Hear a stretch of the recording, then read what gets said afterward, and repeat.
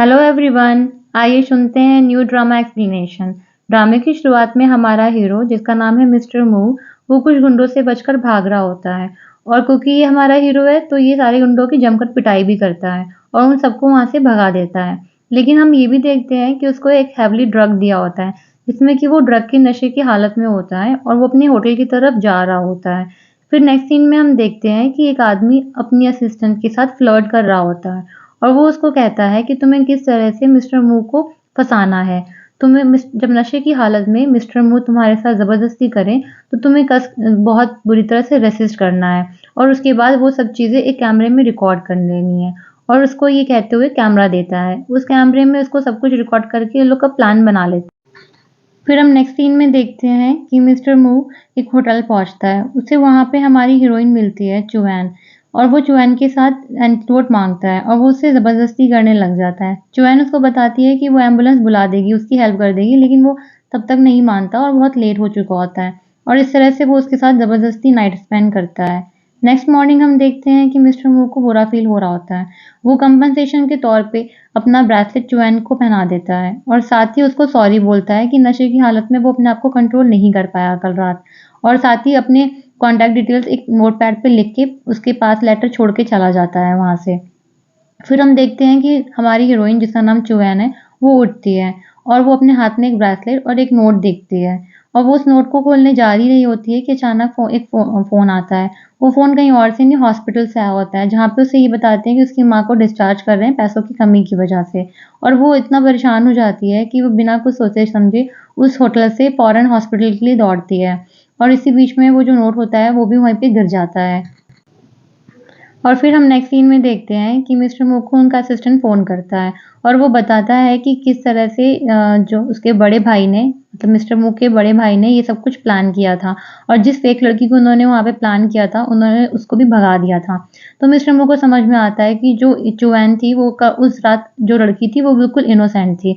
और वो कहता है अपने सेक्रेटरी को उसके बारे में पता लगाने के लिए। और इसी बीच उसका एक्सीडेंट हो जाता है और इस एक्सीडेंट के बाद मिस्टर मू वेजिटेटिव स्टेट में पहुँच जाता है, जहाँ पे वो एक कोमा की हालत में होता है। फिर हम नेक्स्ट सीन में देखते हैं कि चुवैन की स्टेप सिस्टर यानी चुनैर अपने डैड पे गुस्सा कर रही होती है और वो कहती है कि वो मिस्टर मू से शादी नहीं करेगी क्योंकि वो एक वेजिटेटिव स्टेट में है। लेकिन उसका डैड उसको समझाता है कि ये शादी बहुत ज़रूरी है क्योंकि मू फैमिली के अकॉर्डिंग चू फैमिली की बेटी ही उसकी बहू बन सकती है और अगर उसने ऐसा नहीं किया तो उसके फादर का बिजनेस और ये घर सब कुछ हाथ से चला जाएगा। तो लेकिन उसकी बेटी उसको आइडिया देती है कि चू फैमिली की बेटी तो उसकी स्टेप सिस्टर भी है, तो क्यों ना चुवैन की शादी हम मिस्टर मू से करवा दें। तो उसका फादर इस बात के लिए मान जाता है और वो कहता है कि वो चुवैन को मनाने की कोशिश करेगा। तभी हम देखते हैं कि हॉस्पिटल में नर्स आती है और वो चुवैन को बिल देती है। वो कहती है आगे से इस बिल को टाइम पे भरना। और ये हमें समझ में आता है यहाँ पे कि चुवैन ने ये बिल उसी प्राइसलेस ब्रेसलेट को बेच करके ही भरा होता है। तो अभी तक के लिए तो ठीक था, वो आगे सोचती है कि हम अब कैसे मैनेज करूँगी। उसी बीच वो देखती है उसके फादर को। उसका फादर उसको बताता है कि वो एक बहुत ही अच्छी शादी का प्रपोज़ल लेकर के आया है। एक बहुत ही बड़ा बिज़नेसमैन मिस्टर मू की फैमिली में उसको शादी करनी है। अब क्योंकि वो अपाहिज और कोमा में है, इसलिए उसकी बेटी की जगह उसको शादी करनी है। और इस बात पे चुवैन बहुत गुस्सा करती है और वो मना कर देती है।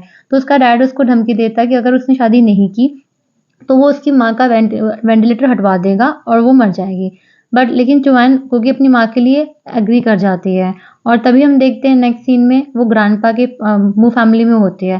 ग्रैंडपा उससे बोलते हैं कि तुम क्या शादी के लिए तैयार हो, क्योंकि तुम मेरे बेटे की कंडीशन ऑलरेडी जानती हो, तो अगर तुम पीछे हटना चाहो तो हट सकती हो, लेकिन अगर तुम आगे बढ़ती हो तो तुम दोबारा पीछे नहीं हट सकती हो। तो चुवैन उनको समझाती है कि आप परेशान मत होइए, मैं मिस्टर मू का पूरा ख्याल रखूंगी। ये सुनकर के ग्रैंडपा खुश हो जाते हैं और साथ ही चले जाते हैं। फिर थोड़ी देर के बाद मेड आती है और वो चुवैन को एक बकेट देती है और बोलती है क्योंकि आप आगे मिस्टर मू के बच्चों को जन्म देंगी तो अभी से आप इन सब चीज़ों को करिए। और वो ये कह कर के बकेट और टॉवल देकर के वहाँ से चली जाती है। बेचारी चुवैन का तो मुँह बन जाता है, लेकिन वो फिर भी उसको क्लीनिंग करनी पड़ती है, तो वो वहाँ पे जाती है और जैसे उसका शर्ट खोल रही होती है, वो ये रियलाइज़ करती है कि ये आदमी कितना सुंदर है और ये कितना ज़्यादा अच्छा अट्रैक्टिव फिगर है, लेकिन कितना अजीब है ना कि वो इस हालत में है। तो वो सोचती है कि मेड ने तो कहा है कि मुझे आपके बच्चों को जन्म देना है, क्या इस स्टेट में आप बच्चे कर पाएँगे? और ये कह कर के वो उसका पैंट खोल के चेक करने लग जाती है। फिर उसको ऐसा लगता है खुद ही शर्म आती है और वो अपने आप को डाँट लगाती है कि एक बीमार आदमी के साथ मैं ऐसा कैसे कर सकती हूँ? और फिर बाकी वो आराम से क्लीनिंग करने में लग जाती है और वो बहुत ही इत्मीनान से मिस्टर मू का ख़्याल रख रही होती है और उसका सारा क्लीनिंग करती है। फिर नेक्स्ट सीन में हम देखते हैं कि मिस्टर मू चुआन को हग कर रहे होते हैं और वो जब उसको छूते हैं तो उसको अचानक से पुरानी मेमोरीज याद आती हैं और वो चौंक जाती है और वो तेजी से अपने कमरे से भाग कर के आती है, हेल्प हेल्प कोई मेरे कमरे में है। फिर ग्रैंडपा आ जाते हैं और बॉडीगार्ड्स भी आ जाते हैं। वो कहते हैं रात में इतना शोर क्यों मचा रखा है? तो वो बताती है कि मेरे कमरे में कोई आ गया है, मुझे छूने की कोशिश कर रहा है। तो फिर पीछे ग्रैंडपा देख तो तभी अचानक से मिस्टर मू आता है बाहर और उसको देख कर के तो ग्रैंडपा बहुत खुश हो जाते हैं और वो कहते हैं कि तुम बिल्कुल ठीक हो गए, कितनी अच्छी बात है। और मिस्टर मू जाकर के ग्रैंडपा को सॉरी बोलते हैं कि उसकी वजह से वो बहुत परेशान रहे, लेकिन अब वो बिल्कुल ठीक हो चुका है। तो लेकिन मिस्टर मू फिर देखता है चुआन की तरफ और पूछता है कि ये लड़की कौन है और ये मेरे बेडरूम में क्या कर रही थी? तो ग्रैंडपा उसको बताते हैं कि तुम मेरे साथ स्टडी में चलो, मैं तुम्हें सब बताता हूँ। और ये कह कर के ग्रैंडपा मिस्टर मू को स्टडी रूम में ले जाते हैं और फिर हम देखते हैं कि स्टडी रूम में ग्रैंडपा उसको बताते हैं कि मैंने तुम्हारे लिए एक स्पेशल वाइफ चूज़ की है। वो देखो कितनी लकी है कि उसके आते ही तुम बिल्कुल ठीक हो गए हो। और फिर उस पे मिस्टर मू बोलता है कि मैं ऐसे शादी नहीं कर सकता हूँ और मैं कल ही जाके ये डिवोर्स दे दूँगा। तो ग्रैंडपा गुस्सा करने लग जाते हैं और वो कहते हैं कि तुम ऐसा नहीं कर सकते हो, ये अब तुम्हारी लीगली वाइफ है। और वो उसको मना करते हैं और उनकी तबीयत खराब होने लग जाती है। तो उनकी तबीयत को देख कर के मिस्टर मू मना कर देता है, ठीक है मैं अभी के लिए डिवोर्स नहीं लूँगा, लेकिन जिस लड़की को मैं पसंद करता हूँ, जिसको मैं ढूँढ रहा हूँ, अगर वो मिल जाती है तो आप इस शादी के लिए मुझे फ़ोर्स नहीं कर सकते हैं। तो उसका ग्रैंडपा बोलता है ठीक है, तुम अभी के लिए तो इसके साथ रहो और देख लेना तुम्हें इससे प्यार हो ही जाएगा क्योंकि ये चुआन मेरी पसंद है ही इतनी अच्छी। तुम और ये कह कर के वो उसको समझा देते हैं कि जब तक तुम्हें वो लड़की नहीं मिलती तब तक तुम इसी के साथ रहो। और फिर हम यहाँ देखते हैं कि चुआन बहुत परेशान हो रही होती है। उसको समझ में आता है कि अगर मिस्टर मू उससे डिसलाइक करता है और उसको डिवोर्स दे देगा तो वो अपनी माँ का बिल कैसे चुकाएगी। फिर अचानक से मिस्टर मू कमरे में आ जाता है और वो चुआन से बोलता है कि तुम किस तरह की लड़की हो मैं जानना चाहता हूँ। आखिर तुम्हें मेरे ग्रैंडपा ने पसंद किया है, तो कुछ तो बात होगी तुम्हारे अंदर। और वो उसको टेस्ट करने लग जाता है और वो उसको बोलता है कि तुम मेरे से एक डिसेबल पर्सन और वेजिटेटिव स्टेट के पर्सन से कैसे शादी कर सकती हो? तो तुम्हारी कुछ तो इंटेंशंस रही होंगी। तो वो उसको अचानक से धक्का देता है और वो उसको टेस्ट करने के लिए उसके करीब जाता है और उसको जानना चाहता है कि तुम्हारे अंदर ऐसी कौन-सी क्वालिटी है जो ग्रैंडपा तुमसे इतना इम्प्रेस हैं। तो वो उसको समझाती है कि मैंने तुमसे शादी पैसों के लिए की है क्योंकि उसकी माँ वो बोलने जा ही रही होती है कि उसको वो काट देता है और उसे गुस्सा आता है कि तुमने एक पैसों के लिए मुझसे शादी की है, तो वो उस पे धक्का दे देता है और वो कहता है कि ठीक है तुम मेरी वाइफ़ बनने का बहुत शौक है, तो तुम अब मेरी वाइफ़ बन के दिखाओ। और वो उसके करीब जाने की कोशिश करता है, तो चुआन उसे रोक देती है और वो बोलती है ठीक है मुझे पैसे नहीं चाहिए, और मुझे पैसे भी नहीं चाहिए और अब शादी भी नहीं चाहिए। और इसी बीच में जब उसके करीब जाता है तो मिस्टर मू को लगता है ये स्मेल तो जानी-पहचानी सी क्यों लग रही है। तो मिस्टर मू उससे कहता है कि तुम्हें क्या लगता है कि मैं तुमने जैसी लड़की के साथ कुछ कर सकता हूँ क्या? तो ऐसा अपने आप को इतना अच्छा समझने की ज़रूरत नहीं है। तो वो कहती ठीक है अगर आप मुझे नापसंद करते हैं तो मैं जाती हूँ। तो वो कहता है कि नहीं रुको, क्योंकि हम लोग डिवोर्स नहीं ले सकते, ग्रैंडपा ने मना किया हुआ है, तो एक हम डील करते हैं। जब मुझे जिस लड़की को मैं ढूँढ रहा हूँ और जिसको मैं पसंद करता हूँ अगर जब मुझे वो मिल जाएगी, तो तुमको मैं 100 मिलियन दूँगा और तब हम डिवोर्स ले लेंगे और तुम मेरी लाइफ़ से चली जाना। तो लेकिन इससे पहले तुम्हें डील करनी होगी कि तुम अच्छी तरह से एक्टिंग करोगी और ग्रैंडपा को हमारी इस डील के बारे में पता नहीं होना चाहिए, नहीं तो उनको बहुत बुरा लगेगा। तो वो कहती है ठीक है। तो कहती है अब जब क्योंकि आप जा ही रहे हैं तो मैं क्या जाऊँ? तो कहता है ठीक है। उसके बाद वो एक रिक्वेस्ट और करती है कि हमारी इस डील के बीच में आप मुझे छुएँगे नहीं और हम दोनों किसी भी तरह की फ़िज़िकल इंटीमेसी नहीं रखेंगे। तो मिस्टर मू को हँसी आती है और वो कहता है कि तुम्हें कैसा लगता है कि मैं इस तरह की हरकत कर सकता हूँ तुम जैसी लड़की के साथ जो कि सिर्फ़ और सिर्फ़ पैसों के बारे में सोचती है। तो वो कहती है ठीक है, जब हम दोनों के इरादे बिल्कुल क्लियर हैं तो ठीक है हम दोनों की ये डील है और हम दोनों इस डील के कॉन्ट्रैक्ट को नहीं तोड़ेंगे। तो वो उसके बाद सोने चली जाती है। उससे पहले मुँह उसको कार्ड देता है और वो कहता है कि तुम ये कार्ड रखो, तुम्हें जो भी खर्चे करने तुम इससे कर सकते हो, लेकिन आगे से मुझे परेशान मत करना। तो वो कहती है ठीक है और वो अपना बिस्तर ज़मीन पे लगाती है और वो शांति से सो जाती है। वो कहती है कि आप प्लीज़ सो जाइए बेड पर, मैं आपको परेशान बिल्कुल भी नहीं करूँगी। और इस तरह से दोनों रात में अपने अलग-अलग बेड पे सो जाते हैं। नेक्स्ट सीन में हम देखते हैं कि ग्रैंडपा स्टडी रूम में होते हैं। मिस्टर मू वहाँ पे पहुँचता है और वो उनको बताता है कि वो अभी भी अपने हुए एक्सीडेंट के लिए इन्वेस्टिगेशन करा रहा है जब से वो कोमा से उठा है। तो वो पता लगाने की कोशिश कर रहा है। तो ग्रैंडपा उसको बोलते हैं कि किसी भी तरह की कमी मत रखना। मैं जानना चाहता हूँ कि आखिर कौन है जो मू फैमिली के वारिस को मारना चाहता है। तो वो कहता है बिल्कुल ठीक है और वो चला जाता है वहाँ से। फिर हम नेक्स्ट सीन में देखते हैं कि वो आ ही रहा होता है कि वो अचानक से चुड़ैल से भिड़ जाता है और वो उसको बेड पे फेंक देता है गुस्से में और वो उससे बोलता है कि तुम कहाँ जा रही हो? तो चुड़ैल उसको समझाती है कि वो कहीं और नहीं जा रही है, वो अपनी माँ को देखने हॉस्पिटल जा रही है। तो वो बोलता है कि झूठ मत बोलो, तुम यहाँ से भागने की कोशिश कर रही हो। तो उसको समझाती है कि मैं यहाँ से नहीं भाग रही हूँ। और वो कहती है कि प्लीज़ उसकी माँ को देखने के लिए उसे जाने दें। लेकिन इसी बीच में वो ये देखती है कि मिस्टर मू को चक्कर से आते हैं, उसका सर दर्द होता है। तो वो जाते-जाते रुक जाती है और वो अचानक से देखती है कि उसकी तबीयत ख़राब हो रही है। तो वो उससे पूछती है कि क्या आपको डॉक्टर की ज़रूरत है? मैं आपको डॉक्टर के पास ले चलूँ? तो वो कहता है कि तुम तो भाग रही हो ना, तो तुम भाग जाओ। तुम वापस से क्यों आई हो? तो वो उसको समझाती है कि मैं भाग नहीं रही हूँ, मैं सिर्फ़ और सिर्फ़ अपनी माँ से मिलने हॉस्पिटल जा रही होती हूँ। तो मिस्टर मू उससे बोलता है कि ठीक है, अगर तुम हॉस्पिटल जा रही हो तो हॉस्पिटल ही जाना और उससे सीधे घर पे आना। और बाकी मैं ठीक हूँ और इस बारे में बताने की ज़रूरत किसी को नहीं है क्योंकि मेरी तबीयत ख़राब है, बस मेरा सुबह से चक्कर आ रहे हैं। और फिर वो देखता है मिस्टर मू कि जोएन को नज़र रखने के लिए अपनी सेक्रेटरी को बोलता है और बोलता है कि मुझे उस रात लड़की की भी सारी डिटेल्स चाहिए जिसने मेरे साथ नाइट स्पेंड की थी।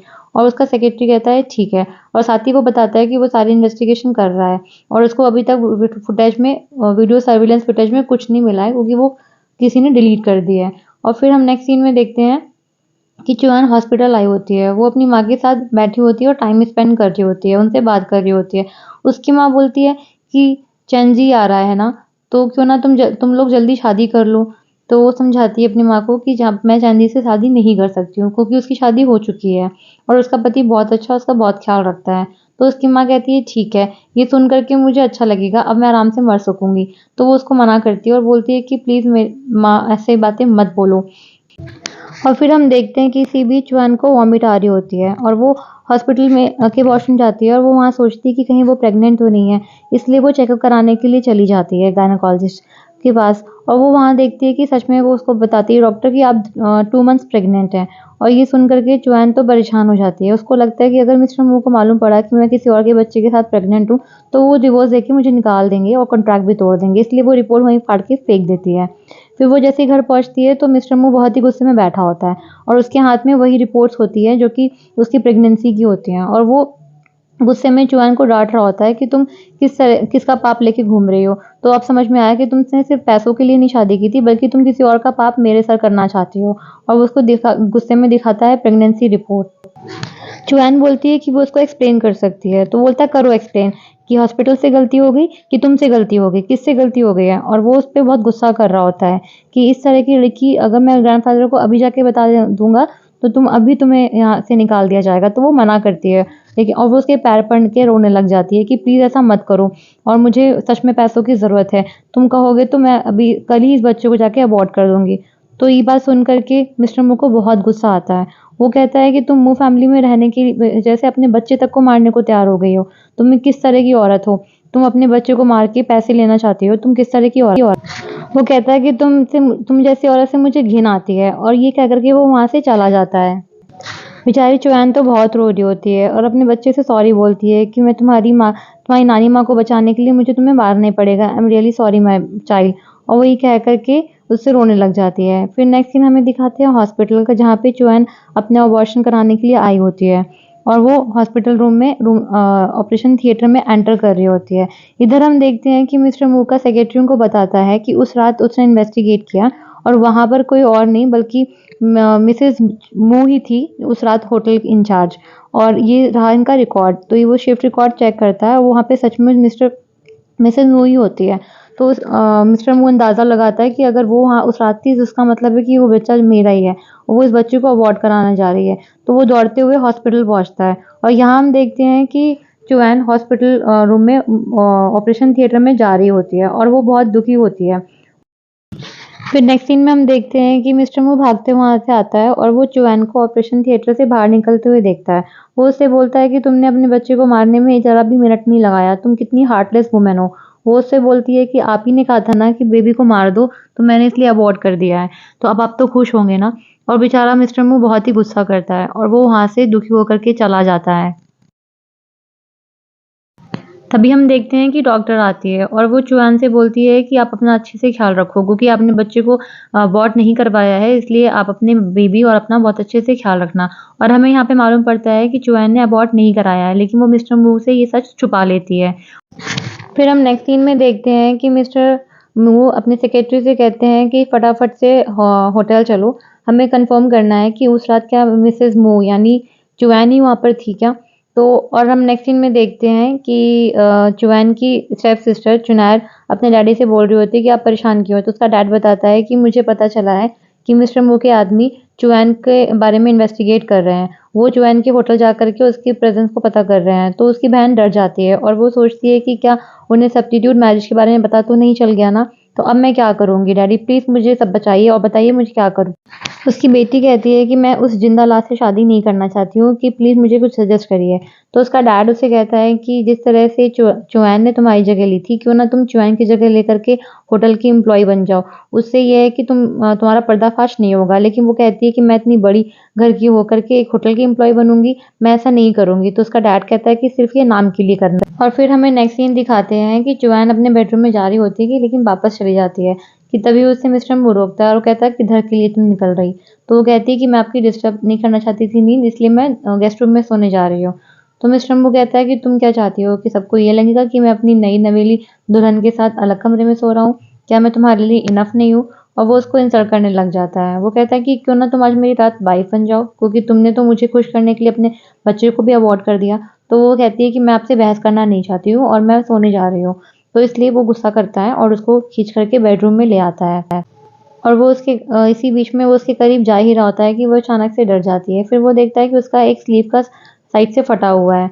तो वो कहती है कि तुम डर क्यों रही हो मुझसे? तो वो कहती है कि मुझे ऐसा लगता है कि आप हमारे कॉन्ट्रैक्ट को भूल जाएँगे और मुझसे इंटीमेट होने की कोशिश करेंगे। तो वो कहता है कि अपने आप को इतना भाव मत दो, तुम मेरे खाक बराबर भी नहीं हो। बस वो कहता है कि आगे से इस तरह के कपड़े मत पहनो कि जैसे हमारी फैमिली बैंकरप्ट होने वाली है। जाके कुछ अच्छे कपड़े खरीद कर के आओ। और नेक्स्ट सीन में हमें दिखाते हैं कि चुआन यहाँ पर पे शॉपिंग करने आई होती है। जहाँ वो शॉपिंग करने आई होती है, वहाँ की सेल्स गर्ल उसको खड़ी-खोटी सुनाती है और वो उसको इंसल्ट करती है। फिर चुआन को बुरा लगता है और वो अपने बारे में बताने वाली होती है कि वहाँ पे उसकी स्टेप सिस्टर की फ्रेंड आ जाती है और वो भी उसको खड़ी-खोटी सुना रही होती है और उसके कैरेक्टर के बारे में उल्टा-सीधा बोल रही होती है। तो उसको गुस्सा आ जाता है और वो उसको तो हमारी हीरोइन भी बहुत समझदार होती है और वो धम करके उसको सुनाती है और उसके बाद अपना ब्लैक कार्ड निकालती है। ब्लैक कार्ड को देखते ही सेल्स गर्ल तो उसके आगे-पीछे करने लग जाती है और उसको ब्लैक कार्ड देखते ही चिनारी की फ्रेंड तो पागल हो जाती है और वो उसके बारे में उल्टा-सीधा बोलना शुरू कर देती है। वो पहले उसके कैरेक्टर के बारे में बोलती है और फिर उसकी माँ के बारे में बोलना शुरू कर देती है। माँ के बारे में सुनते ही चुनार को बहुत गुस्सा आ जाता है और वो चुआन को बहुत गुस्सा आ जाता है और चुआन चुनार की फ्रेंड को एक कंटाप धर देती है। कंडाप खाने के बाद तो उसको भी गुस्सा आता है, वो पलट के मारने जाती है कि उस मिस्टर मू बीच में आ जाता है, वो उसको रोक लेता है। चिनार की फ्रेंड मिस्टर मू को भी भड़काती है उसके कैरेक्टर के बारे में और उल्टा-पुल्टा बोलती है और तभी उसको गुस्सा आ जाता है। मिस्टर मू कहता है कि तुम्हारी हिम्मत कैसे हुई मेरे लोगों को छूने की? और वो उसको चुआन को लेता है और वहाँ से चल देता है और वो उसको पीछे से बड़बड़ा ही रही होती है कि उसका सेक्रेटरी आता है और उसको बोलता है कि अगर आगे से तुमने बॉस की बीवी को कुछ भी करा ना, तो तुम्हारी जबान काट के फेंक दी जाएगी। और वो शॉक्ड हो जाती है कि ये चुआन को इतना अच्छा हैंडसम पति कैसे मिल गया। नेक्स्ट सीन में हम देखते हैं कि चुआन उसको गाड़ी में सॉरी बोल रही होती है, लेकिन मिस्टर मू कहते हैं कि तुम बिना किसी टेंशन के एक भी दिन नहीं निकाल सकती। तुमको मैंने कपड़े लेने भेजा था और तुमने यहाँ पे तमाशा कर दिया। आगे से तुम कहीं भी नहीं जाओगी मेरी परमिशन के बिना। तो वो उससे मना करती है और वो बोलती है प्लीज़ इस तरह से ना करे क्योंकि मुझे अपनी मदर को देखने के लिए हॉस्पिटल जाना होता है। वो उससे रिक्वेस्ट करने लग जाती है कि आज जो हुआ आगे दोबारा कभी नहीं होगा। प्लीज़ उसके साथ ऐसा उसकी फ्रीडम को कट ना करे। लेकिन मिस्टर मू कहता है कि मैं मू फैमिली का हेड हूँ और मू फैमिली तुम्हारी माँ के लिए केयर टेकर भी रख नहीं सकती क्या? तो वो मैं कर लूँगा। तो वो कहती है कि मुझे पता है आपके इंटेंशंस क्या हैं और आप मेरे साथ क्या करना चाहते हो। इसलिए वो तो उसे गुस्सा आ जाता है और उसे कार से निकाल देता है। और वो इसी बीच में सेक्रेटरी मिस्टर मू से कहता है कि इस अंधेरी रात में बारिश के टाइम पे मिसेस मू को बाहर निकालना सही नहीं है। तो मिस्टर मू उसको डाँट लगाता है, कहता है तुम ज़्यादा चपड़-चूँ करोगे तो तुमको भी बाहर निकाल दूँगा। वो चुप करके बैठ जाता है। फिर उसके बाद में थोड़ी देर के बाद खुद ही कार लेके वापस आ जाता है क्योंकि उसको चुआन की चिंता हो रही होती है। तो सेक्रेटरी आता है बाहर निकल के और कहता है कि बॉस आपको अंदर बुला रहे हैं और वो देखती है तो मिस्टर मू उसको अंदर आने के लिए बोलता है। हालाँकि वो एटीट्यूड में दिखा रहा होता है। तो फिर भी वो बैठ जाती है और वो भीग चुकी होती है, इसलिए मिस्टर मू उस पे अपना कोट पहना देता है और इसी बीच में वो उसको बोलता है कि मैं दूसरों की एक्यूजेशन से बचना चाहता हूँ, इसलिए तुम पे ये मेहरबानी कर रहा हूँ। तो उसको खांसी आती है, वो उस पे प्यार से हाथ फेरता है, तो चुआन बोलती है कि हेल्प के लिए शुक्रिया, लेकिन आप प्लीज़ मुझसे दूर रहे। तो मिस्टर मू थोड़ा-सा ऑफेंड हो जाता है और उसको बस देख ही रहा होता है।